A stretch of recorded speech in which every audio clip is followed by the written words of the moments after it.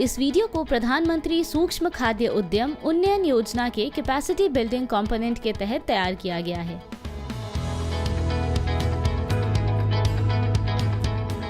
खाद्य प्रसंस्करण उद्योग यानी फूड प्रोसेसिंग इंडस्ट्री का मतलब खाने की वस्तुओं की प्रोसेसिंग कर उसे नए रूप में पेश करने के कारोबार से है।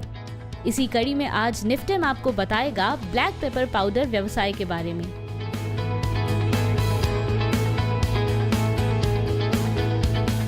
दुनिया भर में लोकप्रिय मसालों में काली मिर्च का नाम भी शामिल है। खाने को तीखा स्वाद देने वाली काली मिर्च लोगों को बहुत पसंद आती है क्योंकि इसके नुकसान कम और फायदे ज्यादा होते हैं। यूरोप में खाना पकाने में सबसे आम मसालों में सूखी और पिसी हुई काली मिर्च का बहुत इस्तेमाल किया जाता है। काली मिर्च में पेपराइन नामक रसायन होता है जिसकी वजह से इसका स्वाद तीखा होता है। पाचन में सुधार के अलावा काली मिर्च शक्तिशाली एंटीऑक्सीडेंट भी है, इसलिए इसे खाने से न केवल पाचन क्षमता बढ़ती है बल्कि शरीर के मेटाबॉलिज्म द्वारा पैदा हुए ऑक्सीडेंटिव स्ट्रेस से निपटने में भी मदद मिलती है।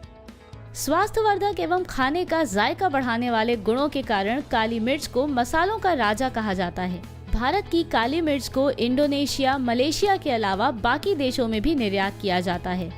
आज निफ्टेम आपको बताएगा ब्लैक पेपर पाउडर यानी कि पिसी काली मिर्च के व्यवसाय के बारे में।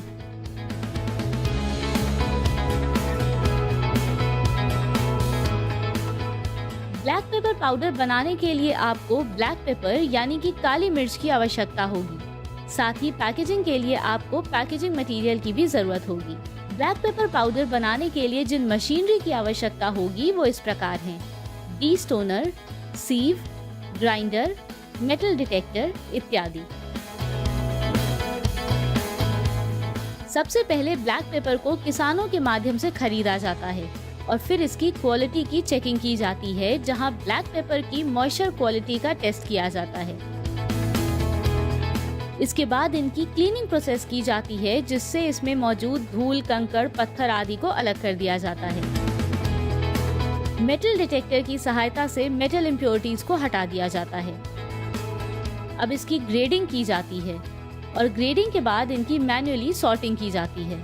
सॉर्टिंग के बाद ब्लैक पेपर की ग्राइंडिंग की जाती है ताकि ये महीन पाउडर बन सके। अब ब्लैक पेपर पाउडर की सीविंग प्रोसेस की जाती है। अब वेइंग मशीन की सहायता से डिजायर्ड क्वांटिटी में फिल करके इन्हें पैक करके मार्केट में सप्लाई कर दिया जाता है। Process recap. सबसे पहले ब्लैक पेपर की क्वालिटी चेकिंग की जाती है जहां मॉइस्चर क्वालिटी का टेस्ट किया जाता है। फिर इनकी क्लीनिंग प्रोसेस की जाती है जहां मेटल डिटेक्टर की सहायता से मेटल इम्प्योरिटीज को हटा दिया जाता है। फिर इनकी ग्रेडिंग की जाती है। ग्रेडिंग के बाद इनकी मैन्युअली सॉर्टिंग की जाती है। सॉर्टिंग के बाद ब्लैक पेपर की ग्राइंडिंग की जाती है। फिर ब्लैक पेपर पाउडर की सीविंग प्रोसेस की जाती है और डिजायर्ड क्वांटिटी में फिल करके इन्हें पैक करके मार्केट में सप्लाई कर दिया जाता है। ये व्यवसाय आप 8 से 10 लोगों की मदद से कर सकते हैं, जिसमें स्किल्ड और अनस्किल्ड वर्कर्स भी शामिल हैं। Black pepper powder making business को स्मॉल स्केल पर करने के लिए आपको प्लांट और मशीनरी खरीदने के लिए लगभग 12 से 14 लाख रुपए का निवेश करना होगा। वहीं जो प्लांट आप इस वीडियो में देख रहे हैं उसमें करीब 28 से 30 लाख रुपए की इन्वेस्टमेंट है। इस व्यवसाय में 10 से 12% का प्रॉफिट मार्जिन होता है। गौर करें, ये सभी फिगर्स आपके बिजनेस की डेली प्रोडक्शन कैपेसिटी पर निर्भर करती हैं।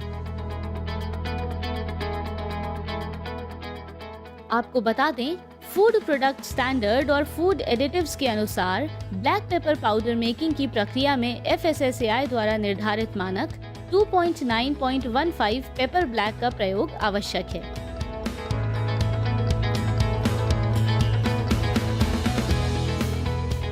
इसके अलावा उत्पाद की पैकेजिंग के लिए FSSAI के general requirement of packaging regulation number 2.1.1 का उपयोग करना अनिवार्य है।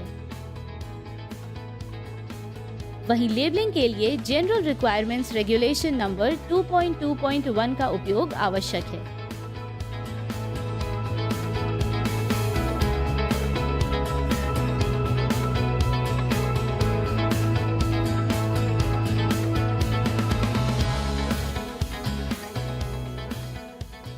राष्ट्रीय खाद्य प्रौद्योगिकी उद्यमशीलता एवं प्रबंधन संस्थान निफ्टेम, खाद्य प्रसंस्करण एवं उद्योग मंत्रालय भारत सरकार के अधीन खाद्य प्रसंस्करण एवं प्रबंधन के क्षेत्र में कार्यरत अनुसंधान एवं शिक्षा का केंद्र है।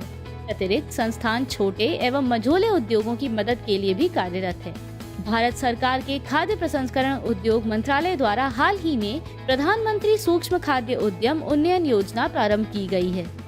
खाद्य प्रसंस्करण उद्योग मंत्रालय का ये प्रयास रहता है कि वह उद्यमियों के लिए इस क्षेत्र में सहायता प्रदान करने हेतु विभिन्न योजनाओं से उद्यमियों को अवगत कराए।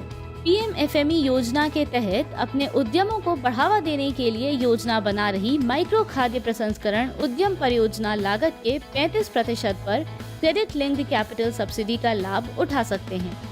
प्रति उद्यम अधिकतम सब्सिडी 10 लाख रुपए तक हो सकती है। लाभार्थी का योगदान न्यूनतम 10% होना चाहिए और शेष राशि बैंक से ऋण होनी चाहिए।